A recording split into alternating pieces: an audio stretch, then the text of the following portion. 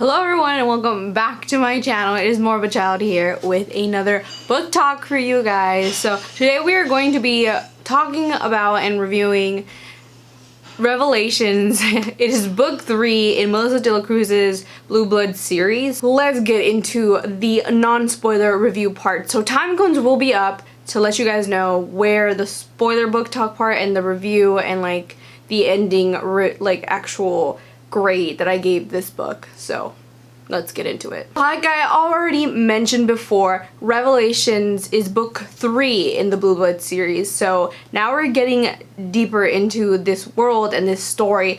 And for me, this book is so much more, I'm not gonna say fast-paced because I've said that about every single, the last 2 books that I reviewed and talked about, they're all fast-paced and it still holds true. But this one goes a lot more in depth and gives you a lot more, like, the details and the, you know, the twists and the things that are revealed, aka the title Revelations. You figure out so much more in this book and it is so crazy what you find out. And like I said, I'm not gonna give anything away, but I really want to talk about it. So moving away from that, there are still the love triangles, which I am all for love triangles unless they get annoying. Like, you know, we all know the Twilight triangle, like that was annoying, but this I enjoyed for the first 2 books and now I'm starting to get annoyed again. Like, I like a good triangle and like some drama too, but I feel like it's starting to get to that point where I'm starting to get annoyed for all these love triangles. Like there are, okay, off the top of my head there's like 2 and yeah, they're starting to annoy me just a bit. So if you guys don't like them, then word otherwise, there are some in here. The relationships, like I said, they're growing, they're starting to reach their peaks and breaking points, I feel like. And I really, like I said, I enjoyed it. I did, but it is getting a tad bit annoying. That's all I really have to say about my non-spoiler review. It is a really fun, fast-paced story and it will keep you reading. I know it kept me reading in my nose in my book, so I enjoyed that for that reason. And Melissa de Cruz's writing is great. I enjoy it. I have thus far. So yeah, let's get into the spoiler talk part of the book. Oh my god, you guys. So this book, like I said, revealed so much more. And so, okay, I really want to talk about like the big reveal kind of, but I'll save that a little for the end. So I want to talk about maybe the love triangles and stuff like that have been going on. So that's like a main thing that I want to touch on, and that would be the love triangle between Jack, Mimi, and Skylar, which, to be all honest, I wish that Skylar would just butt out. It's just destiny. I feel like Jack should just deal with what he has to do. Like, you've done it for like centuries.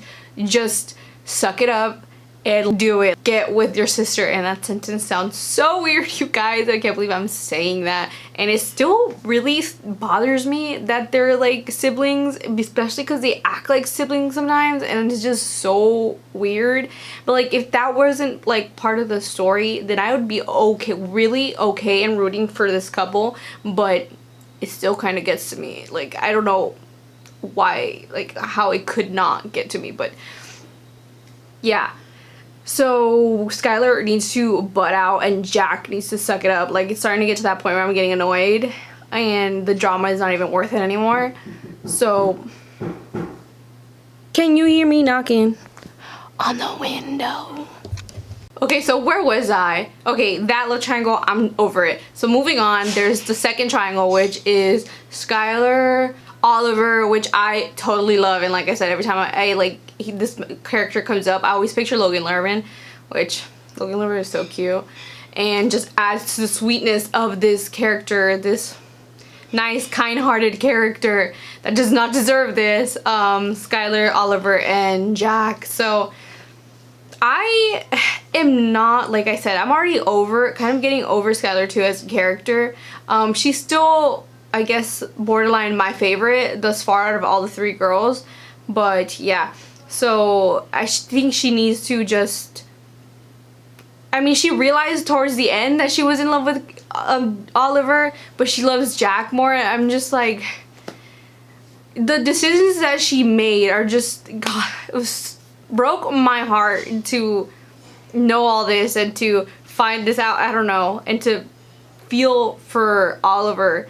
I do. So I just want the best for this character. He is, I have no words. So moving away from that, this book still takes place in New York, but you know, like they have the other getaway destination, which is Rio de Janeiro this time around. So it has the Brazil on the book cover. Yeah, that was cool. I like that destination. It was a good fight scene towards the end, because that's where it leads up to the committee, and you know, you now realize what is going on in the Silverbloods and who the leader is, and which turned out to be Bliss. She is the daughter of like Lucifer or something, and I'm just like, what? Like, it explains so much more, because Bliss is still having these blackouts, whereas everyone else has kind of been like, girl, we've been there, done that, we went through that phase, it's over. Like, why are you still getting these type of things? Like, so to figure it out, it makes sense, but it's just like crazy. And not only that, but no one else knows that she's Lucifer's daughter, so it's like, can y'all catch up? Because we caught up, like, but you guys don't know, so y'all need to find out and figure it out. Like, you guys need to hurry up kind of thing. Then there's Skylar's grandfather, which I really enjoyed. Skylar's grandfather, because he was a good mentor. He was a good, like, you know, showing Skylar the ropes. I think he was the only one that had actual sense in this world, whereas all the other adults are like stupid, which that's usually the case for books when you're trying to have a plot go somewhere. But like, it just sucks that he was the only one that had some common sense in this book, in this one, and he had to go and he died, and I was just sad at the end, because now Skylar literally has no one, and it's just her alone, because her grandma's dead, her mom is in a coma, and her grandfather just died. Like, poor girl. But yeah, so that fight scene at the end, I think it was great. I like that it was at the end, and it all came together, like literally they all clashed at the end. So I don't know, I like big fight scenes at the end. That's just me. So I'm really excited to read the next one and see what else comes of this world and this book and these books in this series. So can't wait to see what else is in store. Not at all excited for what's in store for the Turtle Love Triangles. Thus far, everyone that I'm rooting for has just gone Bliss and Dylan. I love them, but clearly that's going nowhere. Jack and Mimi, I've now realized, you know, they should just meant to be meant to be together, whatever. And even though it's gross, yeah, that should happen. But it's like, you know, Jack is doing all the wrong things, and Skylar and Oliver need to be a thing, but she loves Jack more, and I'm just like, oh god. But yeah, I'm really enjoying this Vampire Angels twist of a series, so kudos. And I'm gonna rate this, and I'm gonna give this 4 out of 5 stars, because I don't want to give 5 stars. Should I give 5 stars? No, I'm gonna give it 4 out of 5 stars, because I'm not totally in love with it, but it was the craziest one out of the first 3 that I've read. So for that reason alone, I'm giving it 4 out of 5, and it kept me really entertained. So that is the end of this book talk. I felt like it was kind of lengthy, and let me know if you watched it down below, anything you agree, disagree, anything you want to talk about. So leave it down below if you want. So that is the end. Give this video a like if you liked it, leave a comment, all that jazz, and I will get back to you for sure. So I will see you in my next one. Bye!